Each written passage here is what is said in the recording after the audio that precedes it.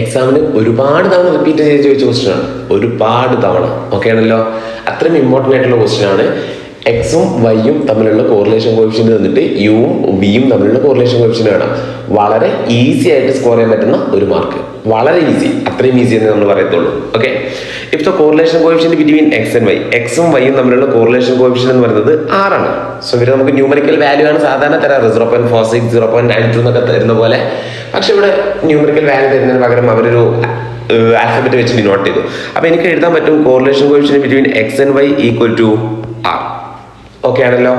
എന്നിട്ട് അവരെന്തിനോട് കാണാൻ പറഞ്ഞ correlation coefficient between U and v എന്ത് കിട്ടും എന്നുള്ളതാണ് ക്വസ്റ്റ്യൻ. നമ്മൾ ആദ്യം മനസ്സിലാക്കേണ്ടത് എക്സും വൈയും തമ്മിലുള്ള കോറിലേഷൻ കോഎഫിഷ്യന്റ് എന്താ? ആർ. അപ്പം യുവും വിയും തമ്മിലുള്ള കോറിലേഷൻ കോഎഫിഷ്യന്റ് ഒന്നുകിൽ ആർ അല്ലെങ്കിൽ -r. ഈ രണ്ട് ആൻസറിൽ ഏതെങ്കിലും ഒന്നേ വരത്തുള്ളൂ.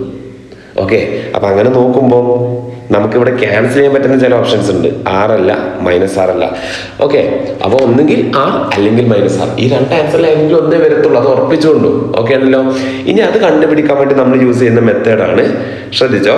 ഇവിടെ ഇപ്പൊ നമുക്ക് തന്നിട്ടുള്ളതിന് ഞാനൊന്ന് താഴോട്ട് എടുത്ത് എഴുതാം.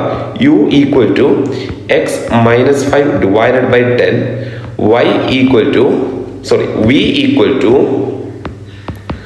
y -7 divided by 2. ഓക്കെ, ഞാൻ നോക്കുന്ന സമയത്ത് എക്സിന്റെ കോയിഫിഷ്യന്റ് ദാറ്റ് ഈസ് 1/10 അല്ലെ, പോസിറ്റീവ് അല്ലേ? സോ ഞാൻ താഴോട്ട് എടുത്ത് എഴുതി പോസിറ്റീവ് ആണ്. വൈയുടെ കോയിഫിഷ്യന്റ് ദാറ്റ് ഈസ് 1/2 അല്ലെ, 1/2 അതും പോസിറ്റീവ് അല്ലേ?